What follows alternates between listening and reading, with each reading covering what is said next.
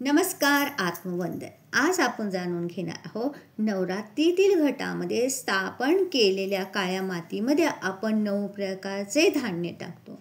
त्या धान्यांचे आध्यात्मिक महत्त्व बघा की जव हे गुरुग्रहाचे प्रतीक असून आध्यात्मिक महत्त्व, ज्ञान, विवेक आणि आध्यात्मिक उन्नती होते. त्याबरोबर दुसरा आहे गहू हे शुक्र ग्रहाचे प्रतीक असून सुख, समृद्धी, वैवाहिक जीवनामध्ये सौख्य निर्माण करते. तसेच मूग हे चंद्रग्रहाचे प्रतीक असून मन शांती लाभते, मानसिक आणि भावनिक संतुलन राखले जाते, प्रेमळ स्वभाव होतो. त्यानंतर आहे तीळ हे काळे तीळ शनिग्रहाचे प्रतीक असून कष्टाचे फळ, संयम व स्थैर्य प्राप्त करते.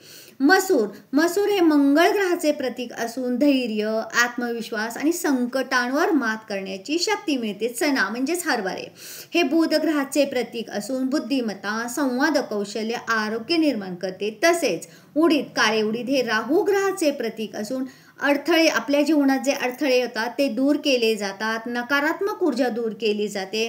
त्यानंतर मटकी ही केतू ग्रहाचे कारक असून आध्यात्मिक जागृती, भक्ती व ध्यान शक्ती विकसित करते. तांदूळ आपण तांदूळ देखील टाकतो, त्यामुळे आपला सूर्यग्रह मजबूत होतो.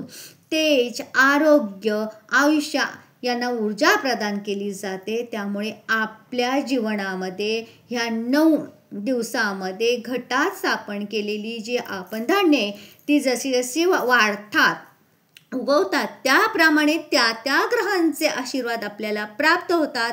आज आपण रोज नित्याने नवरात्रामध्ये आपण त्यांना जल अर्पण करतो, मातेची पूजा अर्चना करतो, भक्तिभावाने सर्व करतो. त्यामुळे आपली आध्यात्मिक ऊर्जा विकसित तर होतेच, परंतु आपल्या वास्तूमध्ये एक प्रकारचे तेजवलय निर्माण होते. म्हणून नवरात्रामध्ये या घटाचे फार महत्त्व आहे. जय जय रघुवीर समर्थ. जय सद्गुरू.